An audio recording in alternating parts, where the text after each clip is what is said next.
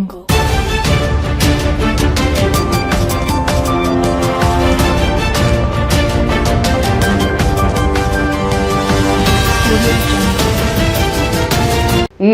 आज तक 24/7 न्यूज में आपका स्वागत है और मैं हूं आपके साथ निकिता श्रीवास्तव। आइए रुक करते हैं आज की तमाम बड़ी खबरों का।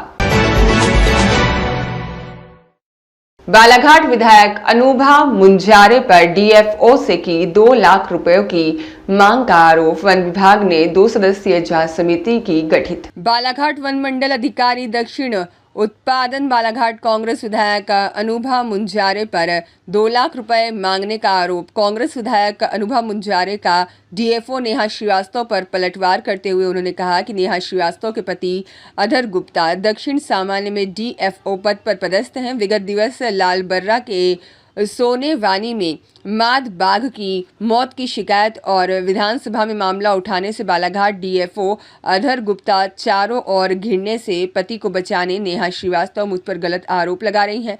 मैं इसके खिलाफ मानहानि केस करूंगी और अमरण अनशन पर बैठूंगी। एक नेहा श्रीवास्तव डीएफओ है, इनके द्वारा आरोप लगाया गया है। इस आरोप को कहां तक सही मानती जो पैसे के लेन देन की बात कही जा रही है? देखिए, सबसे पहले तो मैं ये कहना चाहूँगी कि नेहा श्रीवास्तव को अपनी सीमा में रहकर बात करना चाहिए। सिविल सेवा सर्विस के अंतर्गत वो आती हैं और उनको अपनी नौकरी के दायरे में रहकर ही एक जनप्रतिनिधि पर आरोप लगाना चाहिए। जो आरोप वो लगा रही हैं बेहद शर्मनाक और आपत्तिजनक बयान उन्होंने दिया है। जो आरोप लगाया है, मैं इसकी कठोर शब्दों में निंदा करती हूँ।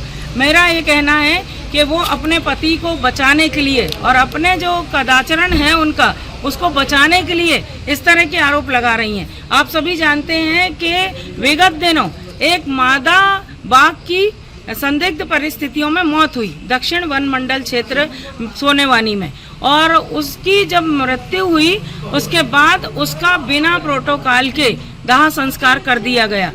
लेकिन सबसे बड़ी बात यह है कि दाह संस्कार होने के बाद भी इन लोगों ने विभाग को ऊपर स्तर पे कोई इन्होंने सूचना नहीं दी अधिकारियों ने। और जब ये बात मेरे संज्ञान में आई, मैं उस समय विधानसभा के सत्र में भाग लेने के लिए भोपाल में थी और वहाँ मुझे ये जानकारी दी गई। तो हमारे जो वन्य प्राणी प्रेमी जो भाई लोग हैं उन्होंने मुझे जानकारी दी और मीडिया के माध्यम से भी मुझे पता चला।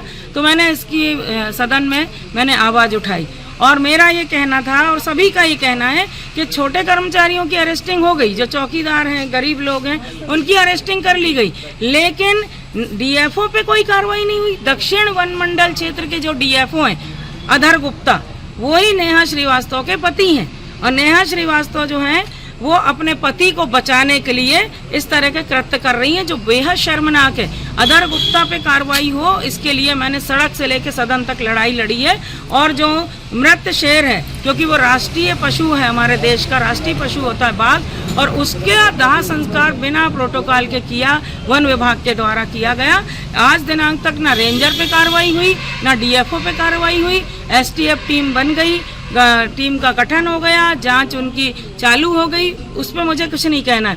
लेकिन चारों तरफ से जब अधर गुप्ता घिर गए तो उन्होंने इस तरह से अपने पत्नी का सहारा उन्होंने लिया और इस तरह के अनर्गल आरोप लगाने का काम किया, क्योंकि उनको पता है कि मैं हमेशा सच की लड़ाई लड़ती हूँ। सड़क पे भी लड़ती हूँ, जनता के बीच में आकर लड़ती हूँ और सदन में भी जब जब मुझे मौका मिलता है मैं आम जन की आवाज़ उठाती हूँ। तो इस कारण उन्होंने, मुझे लगता है इसके पीछे कोई राजनीतिक दुराभाव के लोग भी इसमें शामिल हैं। और क्योंकि नेहा श्रीवास्तव की इतनी हिम्मत नहीं है कि वो एक विधायक पे, जनता के द्वारा निर्वाचित विधायक पे इस तरह के झूठे आरोप लगा सके। हम लोग तो संघर्ष करने वाले लोग हैं, गरीबों की लड़ाई लड़ने वाले लोग हैं। हमारे पे आज तक 1 रुपए का कहीं कोई दाग लगा नहीं सकता और इस तरह का बेशर्मी का आरोप लगा रही हैं। इनको शर्म नहीं आ रही थोड़ी सी? मुझे बहुत नाराजगी इस बात को लेके। नेहा श्रीवास्तव और उनके पति अगर इतने ही सच हैं, सही हैं, तो मेरा सामना करें, फेस करें, मेरे से बात करें। इस तरह किसी के कोई इनके कंधे पे रख के बंदूक चलाए, ये बर्दाश्त से बाहर की बात है और उनको अपने आचरण में सुधार लाना चाहिए। नहीं, इनके खिलाफ मैं आमरण अनशन करूंगी। और मैंने कहा भी है कि दोनों पति पत्नी बालाघाट जिले के जंगलों को लूट रहे हैं, आर्थिक शोषण कर रहे हैं, हमारे जंगलों को लूट खसोट मची हुई है, कोई नियम कायदे का पालन नहीं हो रहा है यहाँ पर, और उसी की आवाज़ में लगातार उठा रही। तो मेरी आवाज़ को दबाने के लिए और लोगों का ध्यान आकृष्ट कहीं हटाने के लिए ये झूठा आरोप मेरे ऊपर लगाया गया है, जो बहुत शर्मनाक है। मैं इस चीज़ को बिल्कुल भी बर्दाश्त नहीं करूँगी। मैं हाई कोर्ट में इनके खिलाफ बहुत जल्दी अति शीघ्र मानहानि का मुकदमा दायर करूँगी। मैडम क्या घटनाक्रम हुआ था उसके बारे में? 16 तारीख को मुझे माननीय विधायक महोदय के द्वारा गेस्ट हाउस में मिलने के लिए बुलाया गया था। उनके बुलाने पे मैं वहाँ पे गई, 1 नंबर कमरे में मेरी उनसे मुलाकात हुई। उसके बाद जो भी घटनाक्रम हुई वो उसके लिए मैंने एक पत्र के माध्यम से हमारे प्रधान मुख्य वन संरक्षक, वन प्रमुख और सभी समस्त जिला अधिकारियों को सूचित।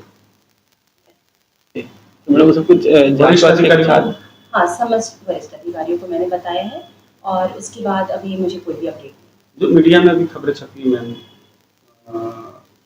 उस मामले में सुरक्षा को लेकर या कुछ चीज़ को लेकर नहीं, जो था वो व्यक्तिगत था और इसलिए मैं अभी यहाँ पे कुछ नहीं बताना चाहूँगी।